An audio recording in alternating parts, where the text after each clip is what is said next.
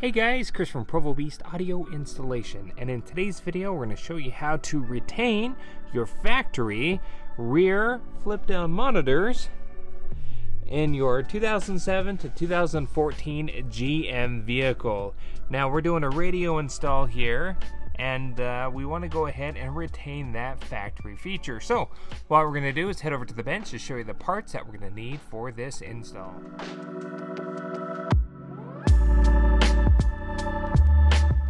Alright, so here at the bench. Now we are preparing our radio for installation.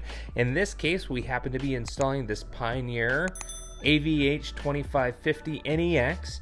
Features both Apple CarPlay, Android Auto, and a onboard DVD player. We want to go ahead and retain the rear flip-down monitors in our application today. In other words, we want the image from our radio to display on our factory screens. Up here, we've already prepared our aftermarket harness just to retain all other factory features in the car.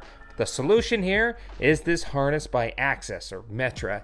And this harness adapter essentially allows us to keep those inputs and outputs active, retaining our factory flip-down screens. In this video, we're not going to go in great detail on our monitor install or our harness install because we cover that in great detail in our other video. This specifically just focuses on our flip-down screens in the rear. Alright, so now looking closer at this harness that comes in this package. It's a gray harness, and if you have the factory rear seat entertainment or flip down screens or headrest monitors, anything that was built by the factory itself, you'll have a gray connection. When you pull out your factory radio, if you don't see a gray connector that matches this, more than likely your flip down monitors are probably aftermarket, not factory. It has to be a gray connector. This is where that will plug in.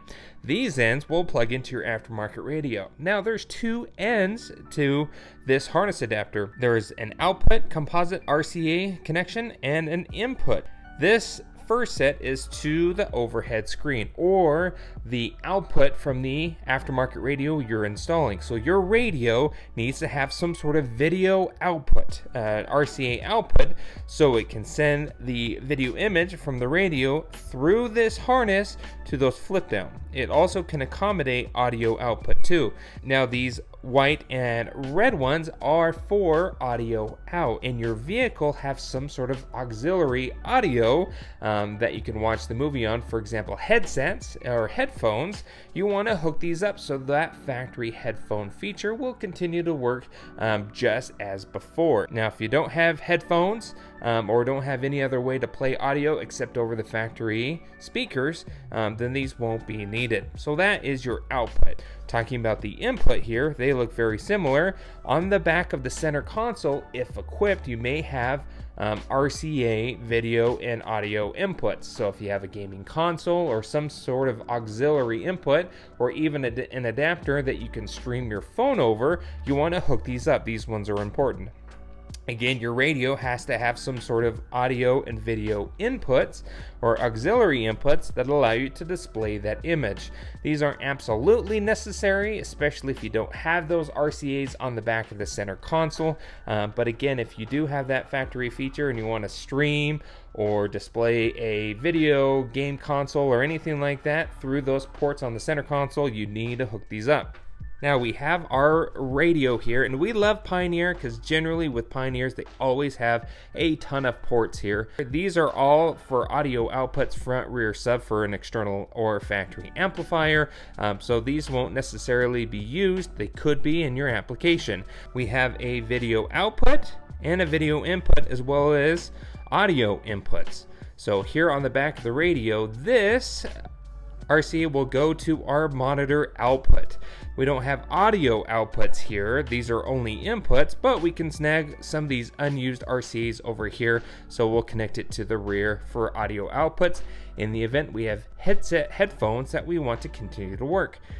Your video input and your audio input will go to that harness here that allows us to retain our inputs on the back of the center console. Now this brown guy generally with Pioneers is a backup camera, and generally that's only active when in reverse. However, again, some radios you can call upon that camera at any time. There's no audio associated with that, but you can still technically hook up a video input to that. Not recommended because it is designated specifically for a camera. Finally, under harness here, we have this ring terminal here to help with any sort of interference or ground loop issues. They do suggest you find a screw on your radio here that you can ground it to the chassis of the radio, not the harness, but to the chassis itself. So we can find a screw, we'll grab a screwdriver and mount that there. That's it. So what we're gonna do is get all these connections hooked up to the back of the radio. We'll get our ground hooked up and we'll head to the car to get this all connected.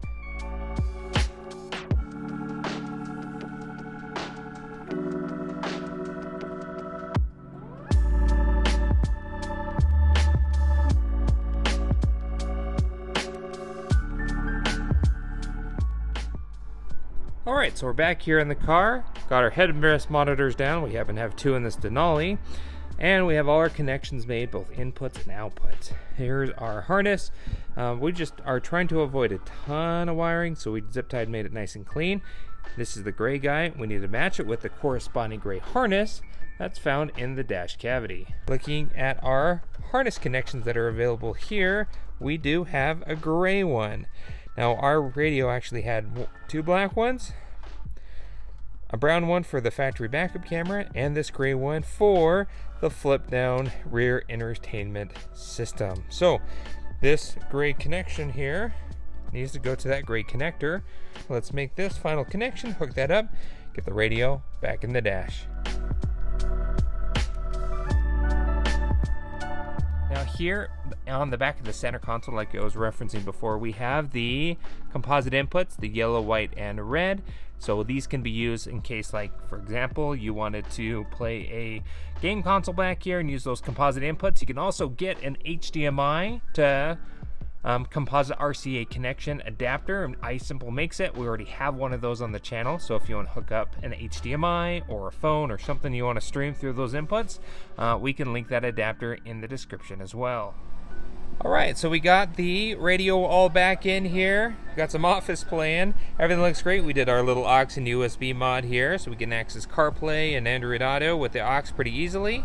So that's all in and convenient. So we got our radio playing there. We also have our second row playing great. And then finally, our third row is playing well. So we got all three playing there. It's working awesome. Now, last quick thing to note, we found that make sure your flip down screens are working before you pull the factory radio out. Sure that they're functioning correctly, that everything's activated, that it's playing the current DVD before you pull the factory radio. Once you confirm that the rear screens are working with the factory radio, you can go ahead and pull the factory radio, do your radio install, and everything should work properly once you get the aftermarket in. That's about it for this install. If you have any questions on what we did here, go ahead and post a comment below. If you want the full radio install video, we did it on a different model, but essentially it's identical. We'll link that video down in the description, which walks you through step by step. Thanks again for watching. Be sure to hit the like button if you like what you saw, and don't forget to subscribe. We post great content on the channel all the time, and we'll see you in the next video.